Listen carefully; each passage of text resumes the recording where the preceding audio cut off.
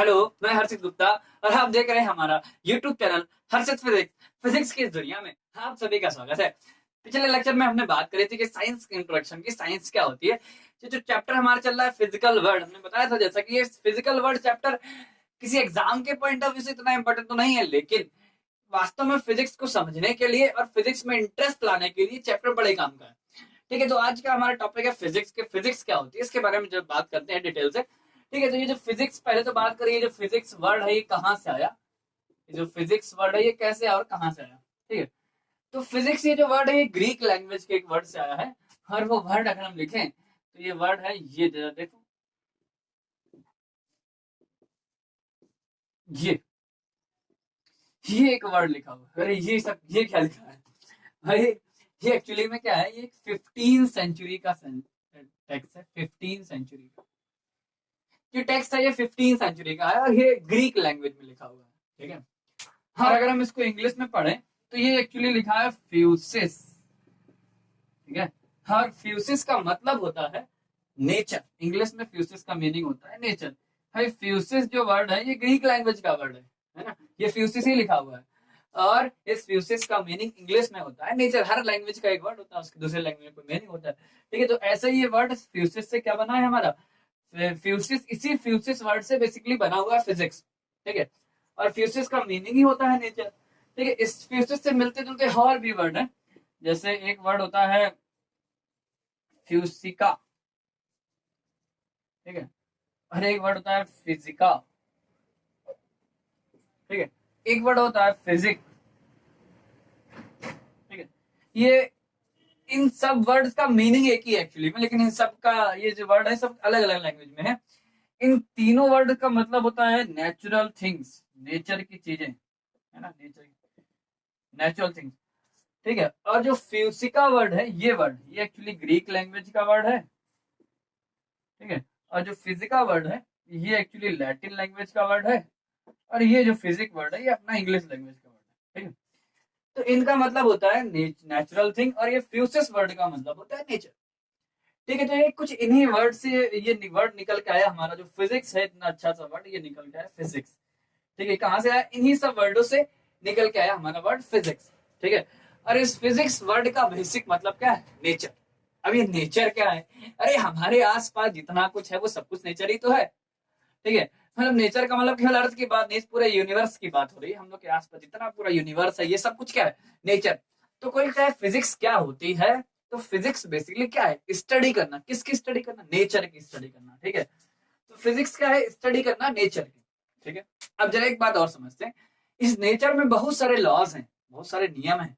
उन लॉज से नेचर चलता है, ये पूरा यूनिवर्स चलता है। ठीक है, उन लॉज के बारे में पढ़ना भी क्या है, फिजिक्स है। तो अगर कोई पूछे कि फिजिक्स होती क्या है, तो फिजिक्स का बेसिक मतलब, छोटी सी डेफिनेशन हमें बतानी है कि फिजिक्स क्या है, study of nature and its laws. प्रकृति और प्रकृति के नियमों को पढ़ना, स्टडी करना ही क्या होता है, फिजिक्स होता है।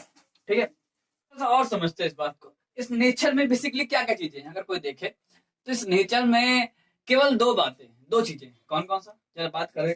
इस नेचर में केवल दो चीजें हैं, क्या, एक मास और एनर्जी।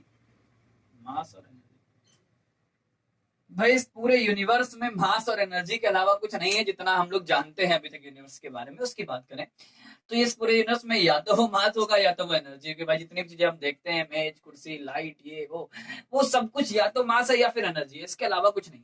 ठीक है, तो हम लोग बेसिकली फिजिक्स में मास और एनर्जी के बारे में ही पढ़ते हैं, और लॉस के बारे में, किस तरह से मास कैसे एनर्जी में कन्वर्ट हो सकता है, ये बहुत सी बातें हैं।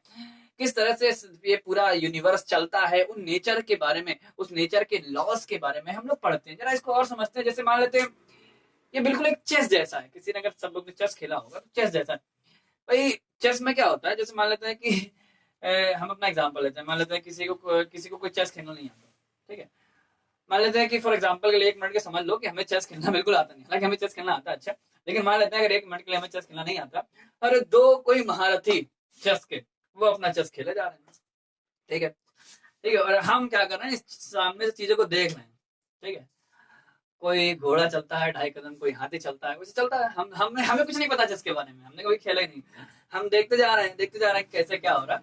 तो हम चीजों को देख देख के हम कुछ अपने माइंड में एक इमेजिनेशन कर रहे हैं ना, हम एक अपने नियम बनाते जा रहे हैं। अच्छा, हमने देखा, हम ये देख रहे हैं कई बार कि ये जो ऊंट होता है वो हमेशा टेढ़ा चलता है ना, और घोड़ा हमेशा वो ढाई कदम चलता है, हाथी हमेशा सीधा चलता है। तो हम क्या कर रहे हैं एक्चुअली, हम एक्चुअली हम क्या कर रहे हैं एक्चुअली, तो हम क्या कर रहे हैं एक्चुअली कि इन चीजों को देख के हम एक अपने माइंड में एक नियम बनाते जा रहे हैं, है ना। अच्छा हाँ, हाथी हाथी जो है सीधा चलता है, अच्छा एक नियम बना लिया, है ना। तो इस तरह से ये इन चीजों को नियम बना लेते हैं और बाद में हमें थोड़ा इन चीजों के इस चेस खेलना भी आ जाता है ना, इस तरह से होता है। तो बिल्कुल ऐसे ही समझ लो कि इस नेचर में, इस यूनिवर्स में ये सब नियम है और नियमों से ये सब यूनिवर्स चल रहा है। और एक हम इंसान उस अनजान आदमी की तरह थे जो चेस को देख रहा था खेलते हुए लोगों को, ठीक है।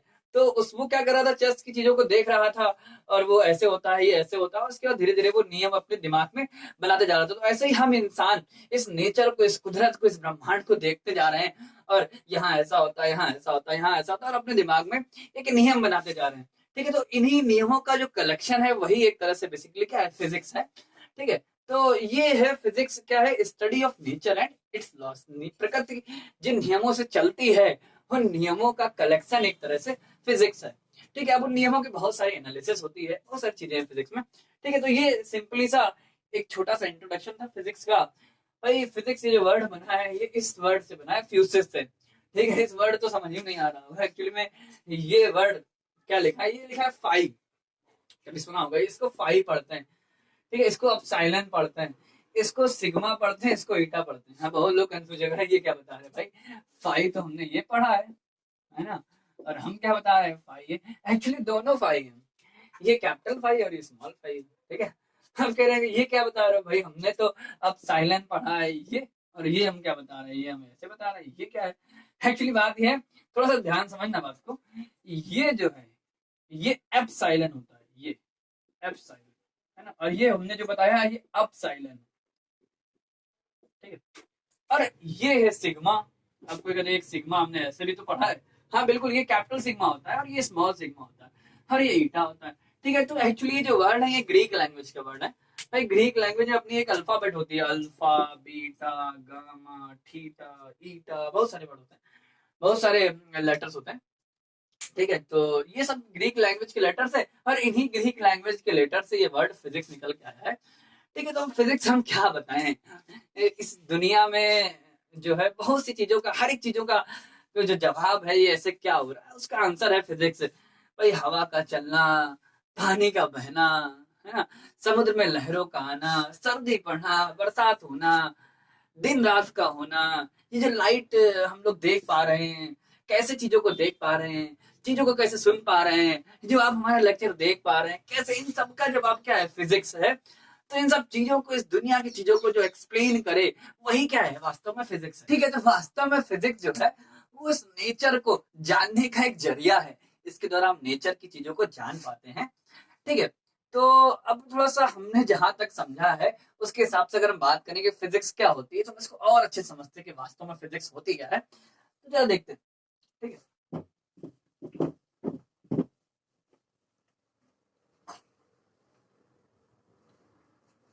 तो भाई ये फिजिक्स में बेसिकली तीन चीजें होती है, ठीक है। कौन कौन सी चीजें भाई, अगर कोई इंसान ये तीन बातें कर रहा है तो वो वास्तव में फिजिक्स को सीख रहा है। कौन सी तीन बातें, फिजिक्स को सीखने के लिए हमें बेसिकली तीन स्टेप जो लोग साइंटिस्ट लोग करते हैं बेसिकली, वो कौन कौन से होते हैं, तीन चीजें होती है। पहला जो होता है वो क्वेश्चनिंग होता है, क्वेश्चनिंग मतलब क्वेश्चनिंग पूछना, क्वेश्चन पूछना, ठीक है, क्वेश्चनिंग पहला है क्वेश्चनिंग, ठीक है। और दूसरा है अंडरस्टैंडिंग, मतलब चीजों को समझना, और तीसरा है कंक्लूडिंग, कंक्लूड। वास्तव में अगर ये कोई इंसान ये तीन चीजें कर रहा है तो वो फिजिक्स को सीख रहा है, समझ रहा है, ठीक है। हम इसका मतलब जरा समझते हैं। क्वेश्चनिंग, इस चीजों को देख के क्वेश्चन पूछना, भाई क्वेश्चन पूछना इस नेचर को, फिजिक्स को समझने का पहला स्टेप होता है, ठीक है। क्वेश्चन पूछना कि अरे ऐसा क्यों, ये सब चीजें। इसका अंडरस्टैंडिंग, उसको अंडरस्टैंड समझना कि कैसे क्या चीजें हो रही हैं, और इसके बाद अपने निष्कर्ष पर, कंक्लूजन पर पहुंचना, कंक्लूड करना, है ना। तो ये बेसिकली फिजिक्स को या नेचर को समझने के 3 स्टेप होते हैं। ठीक है भाई, हमें जो लगता है ऐसी बात है भाई, हम ये यहाँ तक कैसे पहुंचे, हम ये कैसे बता रहे हैं, तो जो समझते हैं भाई, सबसे पहले न्यूटन की थोड़ा सा कहानी बात कर लेते हैं। एक इंसान था, उसने एक बगीचे में देखा कि सेब नीचे गिरा, है ना। तो सबसे पहले तो उसने देखा ना, अब उसके बाद देखने के बाद कोई एक आम इंसान होता तो कहता सेब गिरा तो गिरने दो, है ना, गिरना तो गिरने दो, बहुत होता तो उठा के खा लेता, बहुत होता तो फेंक देता भाई, और क्या करता। लेकिन न्यूटन तो न्यूटन ही है, कुछ अलग ही, है ना। तो उन्होंने क्या किया, सबसे पहले क्वेश्चन पूछा कि ये गिरा तो गिरा क्यों, नीचे ही क्यों गिरा, है ना, ऊपर क्यों नहीं गिरा। तो ये इन्होंने पहला स्टेप क्या किया, क्वेश्चन किया अपने आप से। तो ये हुआ इनके नेचर को समझने का पहला स्टेप। ठीक है, इसके बाद क्या किया, इसके बाद उन्होंने सोचा इसके बारे में कि भाई अगर कोई ऑब्जेक्ट रुका है और वो चल पड़े, एक जगह से दूसरी जगह चला जाए, तो उस पर किसी ने फोर्स लगाया होगा, फोर्स की तरह हटा होगा, गया होगा एक जगह से दूसरी जगह। तो फिर उन्होंने क्या किया कि यहाँ पर ही अपना दिमाग लगाया, सोचा कि इस पर कोई फोर्स लग रहा होगा। ठीक है, और इसके बाद वो निष्कर्ष पे पहुंचे, कंक्लूजन पे पहुंचे, है ना। वो सबको उन लोगों को पता है, उन्होंने कहा कि इस यूनिवर्स की हर 2 बॉडीज अट्रैक्ट करती है, कि अपना इस फोर्स को ग्रेविटेशनल फोर्स बोलते हैं ना। तो ये लास्ट में क्या पहुंचे, अपने इस निष्कर्ष पे पहुंचे। ठीक है, तो ये न्यूटन थे, वो एक न्यूटन की कहानी थी। तो न्यूटन ने भी तो बेसिकली यही 3 काम किए थे, है ना। तो वो एक फिजिसिस्ट थे। ऐसे ही बात करें थोड़ा सा एक और इंसान की, एक और इंसान था जो नॉर्मली एक क्लर्क था, और क्लर्क था, वो क्या हुआ, गया वो अपने, एक बार क्या हुआ, एक बार वो अपने ऑफिस में बैठा, और बैठे बैठे उसने थॉट एक्सपेरिमेंट किया। थॉट एक्सपेरिमेंट मतलब होता है कि सोच के किया गया एक्सपेरिमेंट, अपनी सोच में ही एक्सपेरिमेंट कर डालते थे, है ना। तो उसने सोचा कि वो अपने ऑफिस में बैठे बैठे एक आदमी को देख रहा था, एक आदमी बिल्डिंग में खड़ा था, और उसने ऐसे सोच लिया अगर वो आदमी नीचे गिर जाए, अगर वो आदमी गिर जाए तो वो नीचे गिरेगा, है ना, अगर वो आदमी वहां से कूद जाए तो वो नीचे गिरेगा। तो उन्होंने सोचा कि ऐसा क्यों, तो ये उन्होंने क्वेश्चन पूछा कि ऐसा क्यों होगा, कोई क्यों नीचे गिरेगा।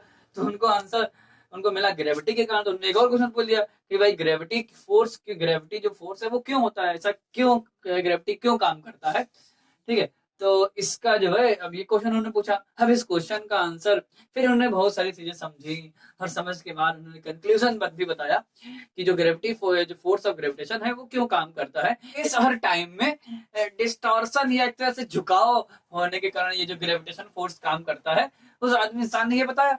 हर वो इंसान कौन था, वो इंसान एक महान साइंटिस्ट जो है सर अल्बर्ट आइंस्टीन थे। ठीक है, तो इन्होंने इस तरह से अपने आप से क्वेश्चन किया, इसके बाद समझा, इसका कंक्लूजन निकाला, और बाद में थ्योरी ऑफ रिलेटिविटी इन्होंने बताया।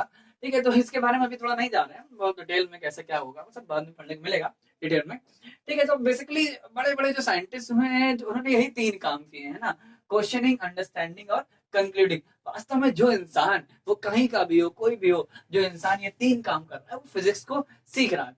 ठीक है, तो इन 2 साइंटिस्टों को, न्यूटन और आइंस्टीन, सर आइजैक न्यूटन और सर अल्बर्ट आइंस्टीन को, एक तरह से 2 पिलर हैं फिजिक्स के। इन दोनों पिलरों पर फिजिक्स टिकी हुई है पूरी पूरी। तो इन 2 साइंटिस्टों को, या बोले तो फिजिसिस्टों को फादर ऑफ फिजिक्स बोला जाता है, कि इन 2 पे ही पूरी पूरी फिजिक्स टिकी हुई है, सर आइजैक न्यूटन और सर अल्बर्ट आइंस्टाइन। ये 2 एक तरह से पिलर हैं फिजिक्स को, जो पूरी फिजिक्स को संभाले हुए हैं। ठीक है, तो इस तरह से ये इन्होंने बताया बातें। ठीक है, अब फिजिक्स एक बात और कहती है कि हमें किसी बात को जब तक नहीं मानना है, चाहे वो भले ही सर अल्बर्ट आइंस्टीन ने या फिर सर न्यूटन ने बताई हो, लेकिन हमें किसी बात को जब तक नहीं मानना है, जब तक हमारा उसका कोई सॉलिड रीजन जो है, या कोई सॉलिड लॉजिक हमारे दिमाग को हिट ना कर दे, हमारे दिमाग में ना हिट कर दे, हम लोग को समझ ना आ जाए, तब तक हमें किसी की बात को नहीं समझना है, मानना ही नहीं है, चाहे वो कोई भी हो।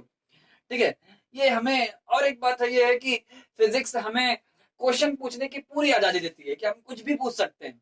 ठीक है, हम कुछ भी जो मन में है वो सब पूछ सकते हैं, फिजिक्स हमें पूरी आजादी देती है क्वेश्चंस पूछने की। ठीक है, तो बस हमें क्वेश्चन पूछते रहना है, और पूछते रहना है, और हम इस तरह से फिजिक्स को सीखने लगेंगे। ठीक है, वास्तव में फिजिक्स जो है बहुत लोगों को बड़ी टफ लगती है ना। एक्चुअली बात ये है कि फिजिक्स को जो समझ के पढ़ता है ना, जो जितना ज्यादा फिजिक्स को समझता है, फिजिक्स उसके लिए उतनी सिंपल हो जाती है। लेकिन फिजिक्स को जितना ज्यादा जो रटता है, फिजिक्स उसके लिए उतना टफ हो जाती है ना। तो फिजिक्स सबसे सिंपल से सिंपल सब्जेक्ट भी है, टफ से टफ सब्जेक्ट भी फिजिक्स ही है, ठीक है। तो फिजिक्स को किंग ऑफ साइंस बोला जाता है ना, साइंस का किंग बोला जाता है, जबकि मैथमेटिक्स को क्वीन ऑफ साइंस बोला जाता है, ठीक है। तो फिजिक्स जो है वो एक्चुअली किंग ऑफ साइंस है। फिजिक्स क्या है? Physics basically king of science, जबकि मैथ्स को हम बोलते हैं क्वीन ऑफ साइंस। अब कोई कहते हैं केमिस्ट्री को, अरे भाई केमिस्ट्री जो है वो केवल और केवल जस्ट स्टैम्प कलेक्टिंग है। स्टैम्प कलेक्टिंग बोले तो इंफॉर्मेशन को कलेक्ट करना है ना, एक तरह से केमिस्ट्री थोड़ा रटने वाला है ना। सॉरी, जिसका सब्जेक्ट फेवरेट सब्जेक्ट केमिस्ट्री है उसके लिए सॉरी भाई, तो कोई बुराई नहीं कर रहा, ठीक है। अब जो है तो है, जमाना कहता है कि फिजिक्स जो है वो किंग ऑफ साइंस है, और जो मैथ्स है वो क्वीन ऑफ साइंस है, ठीक है। एक तरह से मैथ जो है वो फिजिक्स की लैंग्वेज है, ठीक है। फिजिक्स को रिप्रेजेंट करने का जो एक सिंपल वे है वो एक तरह से मैथ है, ठीक है। जैसे फॉर एग्जांपल के लिए मान लेते हैं कि हम मान लेते हैं कहीं बाहर हैं, ठीक है, और कहीं रोड में कहीं खड़े हैं या कहीं नदी के किनारे खड़े हैं, ठीक है, और हमने क्या किया, एक पत्थर को लिया और उस पत्थर को हम ऐसे फेंक रहे हैं, अब क्या होगा कि घर से किसी का फोन आया, क्या कर रहे हो, ये हमने कहा कि हाँ पत्थर फेंक रहे हैं।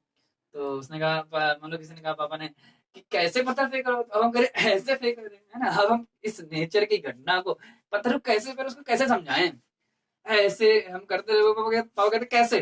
तो भाई अब अगर हमें मैथ आती थी तो हमने तुरंत हमको बताया कि एक क्वेश्चन लिखा कि भैया 3x plus Y equal to 0, हम ऐसे फेंक रहे हैं ना, एक तरह से ये स्ट्रेट लाइन की क्वेश्चन हो गई। अब हमारे पापा भी पढ़े लिखे, उनको भी मैथ आती है, तो वो तुरंत समझ गए, अच्छा चाहिए स्ट्रेट लाइन की क्वेश्चन है सर, ऐसे स्ट्रेट लाइन में फेंक रहे हैं ना, एक तरह से स्ट्रेट लाइन में पैराबोला में, जैसे हम लोग कह दिया मतलब y square equal to 3x इस फॉर्म में फेंक रहे हैं, तो वो तुरंत समझ गया हाँ। तो इस तरह से फिजिक्स को रिप्रेजेंट करने का एक सिंपल वे जो है वो मैथमेटिक्स होता है, ठीक है। हाँ, अगर जिसको मैथ नहीं आती है तो ऐसा नहीं है कि उसको फिजिक्स ना आती हो, बस ये बात है कि अगर मैथ किसी को आती होगी तो वो किसी काम को फिजिक्स में बड़े सिंपल तरीके से पहुंच कर लेगा, मतलब किसी कंक्लूजन पर, किसी निष्कर्ष पर मैथ्स के द्वारा वो जल्दी पहुंच जाएगा। और फिजिक्स के कॉन्सेप्ट से अगर वो बहुत ज्यादा दिमाग लगे पहुंचेगा वो भी, लेकिन वो थोड़ा ज्यादा दिमाग लगाना पड़ेगा, है ना, उसको कुछ ज्यादा टाइम खर्च करना पड़ेगा, और मैथ्स के द्वारा वो जल्दी किसी निष्कर्ष पर पहुंच सकता है, ठीक है। तो जो मैथ है, मैथ्स एक तरह से क्या है, फिजिक्स की लैंग्वेज होती है, ठीक है। तो ये थोड़ा सा इंट्रोडक्शन था फिजिक्स के बारे में, ठीक है। और भी आगे हम लोग फिजिक्स के बारे में बात करेंगे। Thank you for watching.